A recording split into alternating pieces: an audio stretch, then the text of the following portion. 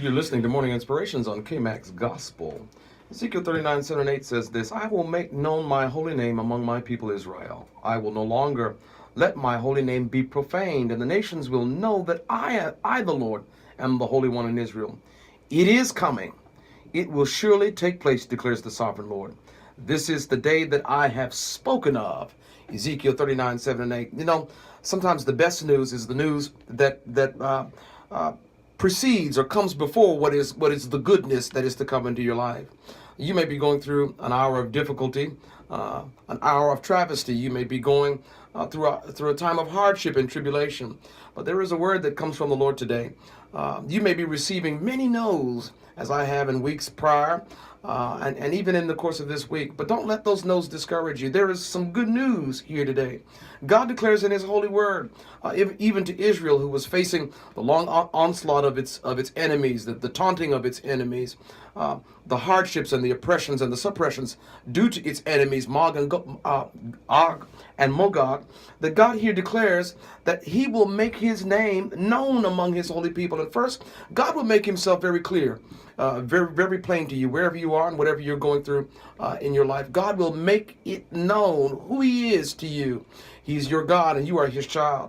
And not only will He do that, God will, before those who have taunted you, before those who have tried you, and not just those, but even the situations of life, the difficulties that themselves that come, the very hardships themselves that come, God will show Himself to be master even above them. God says, I will no longer let my holy name be profaned. See, as long as you go through, as long as you struggle, you think you're in it alone, but people look at you and they have the temptation to profane God's name, because they say, how could God let His child, how could God let His servant go through what they're going through?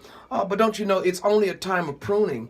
Don't you know it's only a time of transplantation? It's a time of transpotting. It's God's opportunity to allow you to trim off those things in your life, to allow you to experience greater growth in your life. And God says, no longer through your difficulties and your hardships will I allow my name to be profaned. So God says, look, pay attention to something.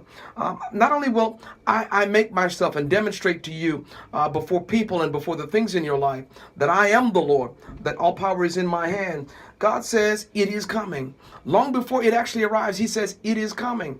And not only does He say that, He says it will surely take place, declares the sovereign Lord. And He says something weird here in the closing of this verse. He says, this is the day I have spoken of. Now, well before Mag and Ogog is destroyed, God declares this word as if it is occurring while He's speaking.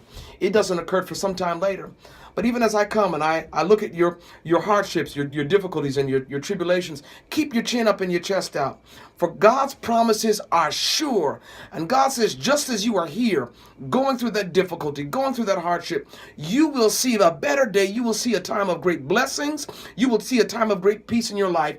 As sure as you sit here, it is done. It is accomplished in your life. So wherever you are, experiencing how many ever knows you're experiencing, whatever diagnosis you're facing today, don't you give up. You hold to God, for God says He is surely coming. This is the day that He has spoken of, when He will accomplish great victories in your life.